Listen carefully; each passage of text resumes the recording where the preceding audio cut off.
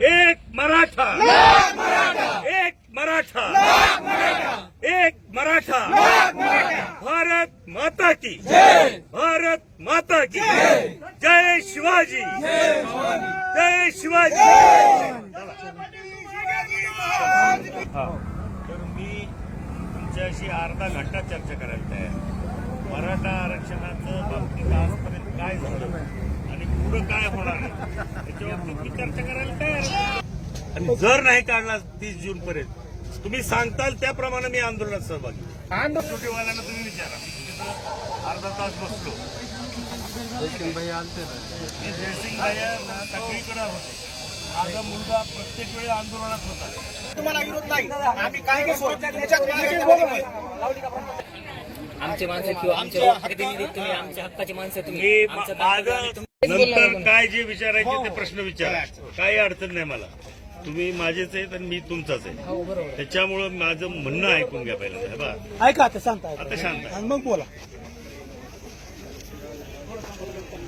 इथं मराठा आरक्षणाचा आपण जर इतिहास पाहिला तर 1990 साली स्वर्गीय अण्णासाहेब पाटील हे पहिले व्यक्ती होते ज्यांनी मराठा आरक्षणाची मागणी या महाराष्ट्रात केली 1990ला. आज कुठे आपण 1924 मध्ये. या 34 वर्षात अनेक वेळेला मराठा समाजाला आरक्षण मिळावं म्हणून वेळोवेळी मराठा समाजाने आंदोलनं केलेली आहेत. रस्ता रोको केले, मोर्चे काढले, उपोषणं केली, मूक मोर्चे झाले. या सगळं. आणि आता आदरणीय जरांगे पाटलाच्या नेतृत्वाखाली 8 महिन्यापासून फार मोठा संघर्ष समाजाने उभा केलाय. त्यांच्या नेतृत्वाखाली समाज एकवटलेला आहे. त्यांचं अमरण उपोषण आंतरवली सराटीला चालू असताना दुर्दैवाने लाठीचार्ज झाला. आता त्याची चौकशी चालू आहे. ते काय सत्य बाहेर येईल, कशामुळे झाला, कुणी केला, काही अनेक अफवा आहेत त्याच्या बाबतीत. कुणी घडवून आणला लाठीचार्ज, ते व्हायचे तेव्हा होईल. परंतु त्यामुळं आणखीन मराठा समाजाच्या भावना तीव्र झाल्या आणि संपूर्ण मराठा समाज एकवटला. सरकारनं पण वेळोवेळी अनेक मंत्र्यांना त्यांच्याशी चर्चा करण्यासाठी पाठवलं, अनेक अधिकाऱ्यांना पाठवलं, मध्यस्थांना पाठवलं आणि शेवटी स्वतः मुख्यमंत्री आंतरवली सराटीमध्ये जाऊन त्यांनी स्वतः जरांगे पाटलांशी चर्चा केली. आता जरांगे पाटलांनी जे प्रमुख मागणी मागितलेली होती ती आतापर्यंत कुणीही मागितलेली नव्हती की आमचं रेकॉर्ड तपासा, नोंदी शोधा आणि नोंदी शोधल्यानंतर ज्यांच्या नोंदी सापडतील त्यांना कुणबी प्रमाणपत्र द्या. सरकारने ही मागणी मान्य केली. त्याच्यासाठी फार मोठी प्रशासकीय यंत्रणा कामाला लावली आणि महाराष्ट्रामध्ये 60 लाख नोंदी सापडलेल्या आहेत. 60 लाख त्यांना प्रमाणपत्र देण्याचं काम चालू आहे. आज प्रत्येक ठिकाणी चालू आहे. आपल्या पण माजलगावमध्ये अंदाजे 10,000 सर्टिफिकेटचं वाटप झालंय आणि आणखीन जसजसे अर्ज येतील तसे 10 ते 15,000 लोकांना हे कुणबी प्रमाणपत्र मिळणार आहे. 60 लाख सर्टिफिकेट. याचा अर्थ ढोबळमानाने असं जरी केला, एका नोंदी मागे जर 5 जणांना सर्टिफिकेट मिळालं तर 3 कोटी मराठ्यांना ओबीसी मधून आरक्षण मिळालेलं आहे. सरकारने ते दिलेलं आहे. त्याची प्रक्रिया चालू आहे. नंतर ज्यांच्या नोंदी सापडणार नाहीत त्यांच्यासाठी सरकारनं मागासवर्ग आयोग नेमला. मराठा समाजाचं 100% सर्वेक्षण केलं. ते जो काही गोळा झालेली माहिती आहे त्याच्या आधारे आयोगाने मराठा समाज सामाजिकदृष्ट्या, आर्थिकदृष्ट्या, शैक्षणिकदृष्ट्या मागासलेला आहे म्हणून सरकारला शिफारस केली आणि सरकारने त्याप्रमाणे 10% आरक्षण नोंदी जरी सापडलेल्या नसतील त्या मराठा समाजासाठी 10% आरक्षण राज्य शासनाने दिलेलं आहे. आता याच्याबद्दल अनेकांच्या मनात शंका आहे की हे आरक्षण कोर्टात टिकेल किंवा नाही. आणि ही शंका पण राहते कारण 2 वेळेला पृथ्वीराज चव्हाण मुख्यमंत्री असताना आरक्षण दिलं गेलं, ते कोर्टामध्ये टिकलं नाही. देवेंद्र फडणवीस साहेब मुख्यमंत्री झाल्यानंतर त्यांनी आरक्षण दिलं 16%. कोर्टाने ते 13% केलं, हायकोर्टाने 13% केलं आणि मान्य केलं आरक्षण. परंतु त्याच वेळेला ते प्रकरण सुप्रीम कोर्टात असताना महाराष्ट्रामध्ये सत्ता बदल झाला. फडणवीस साहेब मुख्यमंत्री होऊन विरोधी पक्षनेते झाले, उद्धव साहेब मुख्यमंत्री झाले. आता हे आरक्षणाची केस चालू असताना त्या काळी कोविडचाही प्रश्न होता. त्यामुळं सरकारने म्हणावं तशी त्यांनी बाजू आपली मांडली नाही सुप्रीम कोर्टात आणि म्हणून ते आरक्षण गेलं. त्यांनी जे नेमलेला मागासवर्ग आयोग होता त्याचं पण पूर्णपणे बाजू कोर्टापुढे गेली नाही आणि म्हणून आता आरक्षण देताना शिंदे सरकारने निवृत्त न्यायमूर्तीची कमिटी नेमली.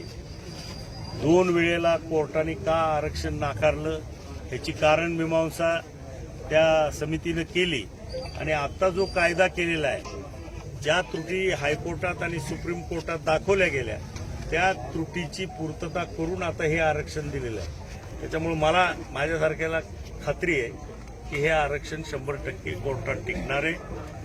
हायकोर्टात टिकलं तर लोक सुप्रीम कोर्टात जाणार आहेत. परत सुप्रीम कोर्टातही सरकारने कबूल केलेलं आहे की आम्ही हे आरक्षण टिकवू कुठल्याही परिस्थितीत. आता प्रश्न फक्त एवढाच राहिलेला आहे की जी मागणी जरांगे पाटलांनी केलेली आहे की सगळ्या सोयऱ्यांना आरक्षण मिळालं पाहिजे, तर त्याच्या बाबतीत प्राथमिक अधिसूचना सरकारने काढलेली आहे. आपण वाशीला बघितलं की मुख्यमंत्र्यांनी त्यांच्या हातात ते अधिसूचना पण दिली की ही आम्ही अधिसूचना काढली. आता ह्या अधिसूचनेवरती 6 लाख हरकती आलेल्या आहेत आणि ते हरकतीचं निपटारा झाल्यानंतर माझ्या माहितीप्रमाणे जी माहिती आम्हाला मुख्यमंत्र्यांनी सांगितली त्याच्याप्रमाणे जास्तीत जास्त जून महिन्याच्या अखेरीपर्यंत या अधिसूचनेचं कायद्यात रूपांतर होईल, जेणेकरून 100% मराठा समाजाच्या मागण्या मान्य होईल.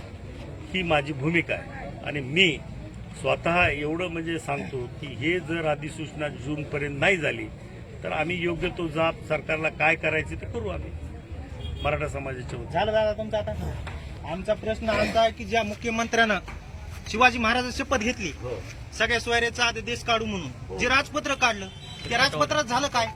राजपत्र नाही, ती प्राथमिक अधिसूचना आहे. काढली ना त्याचं काय? गॅझेटमध्ये प्रत्येक ऐका दादा, आमचं समजा आम्ही तुम्हाला मानतो तर आम्ही तुमच्यासाठी जीवाचं रान करू. तसं नाही. मला म्हणताय ना तसं नाही. आता माझं घर जाळलं, गुन्हे नाही होणार. कुणी जाळलं? ज्यांनी जाळलं त्यांनी जाळलं. ऐका ना, मी 1990 काय आक्षेप केलाय का? मी एकाचंही नाव घेतलेलं नाही, मी तक्रार केलेली नाही. मी माझी पोलिसात तक्रार पण नाही, मी तक्रार केलेली नाही, मी एकाचंही नाव घेतलेलं नाही. तसं तुम्ही काहीतरी समाजासाठी करा म्हणूनच आम्ही तुम्हाला माझ्या परीनं मी समाजासाठी भरपूर केलेलं आहे. असं काय मग आम्ही बी तुम्हाला 4 हे जे म्हणतोय ना, मी 35 वर्ष राजकारणात समाजकारणात काम करतो. आता काय म्हणजे जे काही समाजाला झुकतं माप कुठं देता येईल ते त्या ठिकाणी मी दिलेलं आहे. माझं असं काही नाही की मी आयुष्य वाया घालवलं किंवा दारू पिऊन पडलेलो कुठतरी, असं काही नाही. मी ज्या माझ्या संस्थेमध्ये 5,000 प्राध्यापकांना शिक्षकापैकी 2,500 शिक्षक मराठा समाजाचे. लक्षात घ्या, 2,500. सांगा बरं मग 2,500 शिक्षक कुणी लावलेत आतापर्यंत? कुठल्या नेत्याने लावलेत? मग आम्ही समाजासाठी काम करत नाही? आज 1.5-2 लाख पगार घेणारे शिक्षक आहेत, प्राध्यापक आहेत. मग आमचं काहीच कॉन्ट्रीब्युशन नाही. आमच्या कारखान्यात काम करतात आहेत ना, जिथं माझ्या बँकेत काम करतात, माझ्या शाळेत काम करतात. मी एकटा माणूस, जरा सगळं आहे. मी एकटा आमदार आहे. मी सर्टिफिकेट देण्यासाठी आठवड्यातून एकदा बैठक घेतो. किती सर्टिफिकेट पेंडिंग आहेत हे द्या, त्याला हे करा. हे असं नाही, जिथं फायदा देता येतो तिथं द्यायचं काम करणं लोकप्रतिनिधीचं काम. आता तुम्ही आंदोलन करताय मला मान्य आहे, पण तुम्ही काय करा, जरा नोंदी शोधण्यासाठी प्रयत्न करा. आपल्या गावात जर नोंदी नाही सापडल्या तर ते प्रयत्न करा, सर्टिफिकेट काढण्यासाठी प्रयत्न करावा लागतो. सर्टिफिकेट आणि काही जर ते काढण्यासाठी मिळायला गेले असते तर आपल्याला साहजिक होतं ना. मग ते रेकॉर्ड शोधावं लागेल ना. नाही, शोधावं लागेल ना ते रेकॉर्ड. आता आपलं तालुक्यात 4दा बदल झाला. कुठं रेकॉर्ड गेले फिरले, त्यात प्रत्येक ठिकाणी जाऊन आपल्याला रेकॉर्ड शोधावं लागेल. मला आता असं आहे की तुला समजा तुझी नोंद तुझ्या जुन्या दप्तरात सापडली 2 वर्षानंतर, तरी तू अर्ज करू शकतोस ना. त्याला काय बंदी आहे का? काही बंदी नाही. तर आता ते हरकतीचं सांगितलं आकडा ना हरकतीचा नाही सांगितलं. ना हरकतीचा आकडाच नसतो, फक्त हरकती मागवतो सरकार. नाही सर, ना हरकती बी दिल्यात नाही मी असं कसं आरक्षण- हा, हरकती ना मागतच नाही. कायदेशीर प्रक्रिया आहे ती तुला सांगतो. काहीतरी नवीन मुद्दे काढू नका. कुठलीही कायदा करायचा म्हणजे पहिल्यांदा गॅझेटमध्ये प्राथमिक अधिसूचना काढावी लागते. सूचना पण सरकारने हे अधिसूचना काढली आहे आणि निर्णय कोण घेणार आहे? सरकारी अधिकारी घेणार आहे. सरकारचं धोरण असेल त्याच्याप्रमाणे निर्णय होणार आहे ना. सरकारच्या विरोधात कुठला अधिकारी निर्णय देईल? फक्त ही प्रक्रिया पूर्ण होईपर्यंत जरा थोडं जून महिन्याच्या अखेरीपर्यंत वाट बघा. मी काय फार नाही म्हणेन. जून महिन्याच्या अखेरीपर्यंत नाही झालं जर तर नाही झालं दादा तर तुम्ही काय करणार? मी स्वतः 6 जून पर्यंत जरांगे पाटलांना आता सांगितलं. 6 जूनचं मी सांगत नाही. मी तुला जरांगे पाटलांचा मला काही विरोध करायचा नाही. मी काय म्हणतोय, जून अखेरीपर्यंत झालं नाही तर मी काय माझ्या परीनं आंदोलनात सहभागी होऊन तुमच्या न्यायासाठी भांडत. बरं दादा, ते 28% म्हणलेलं मराठा समाजाची लोकसंख्या कोण? 28% आता ते पेपरला वाचलं मी 28% म्हणून. सर्वेक्षण तुमचं नाही हो, सर्वेक्षण जे आता झालं ना 28%, आरक्षण 10%च कसं काय असतं? आता आपले कुणबी जे झालेत का तर ह्याच्यातून कमी झाले. दादा आम्हाला हे बघ, लोकसंख्येच्या 50% आरक्षण मिळत असतं. हो बरोबर आहे. म्हणजे असं काही नाही की 100% जेवढे पर्सेंटेज सापडलं तेवढं आरक्षण नाही मिळतं. तेवढं ना 28 14 मिळायला पाहिजे असं नाही नाही आपले कुणबी आपले मराठामध्ये धरणार नाहीत ना. ते कुणबी ओबीसी मध्ये गेलो. टिकत नाही काय करायचं तुम्ही म्हणून आरक्षण? टिकत नाही असं म्हणू नको. हे आरक्षण आज अस्तित्वात काय? एक मिनिट, आज अस्तित्वात आहे. आतापर्यंत काही बेनिफिट मिळायचे काय काय बोलायचं? बोल ना बोला रे. बोला आहे भैया. ए भैया, काय बोलायचं बोल. बोल ना. काय बोलायचं तुला? आम्ही तुमची 6 जून पर्यंत वाट बघायची. अगर जून नाही, अखेरीस नाही, जून नाही. अखेरीस मी- काय अडचण नाही. जून अखेरीस मी जून अखेरी जर हे आरक्षण झालं नाही तर मी माझ्या परीनं हे सगळ्या सोयऱ्यांना आरक्षण मिळण्यासाठी काय करायचं तर मी निर्णय घेईन.